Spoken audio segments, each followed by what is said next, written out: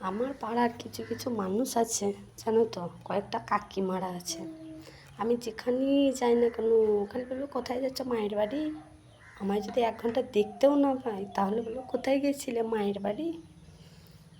যদি ঘুমাই বা কোনো কিছু বাড়িতে কাজ করি, তার জন্য যদি না বেরোতে পারি, তখন বলবো কোথায় ছিলে, মায়ের বাড়ি। কোথায় যাচ্ছ, যদি বাজার করতে যাই তাহলেও বলবো মায়ের বাড়ি যাচ্ছ। যদি মেয়ের যদি অসুখ করে যদি যাই ডাক্তার দেখাতে, তখনও বলবো কোথায় যাচ্ছ, মায়ের বাড়ি।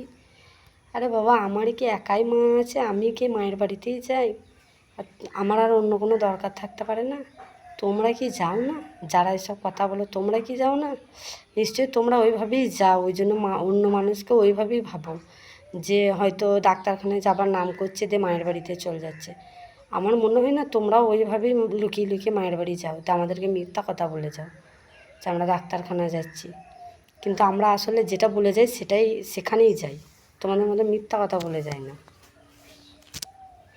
কাকিমাদের কাজ নেই গো, খেয়ে দে।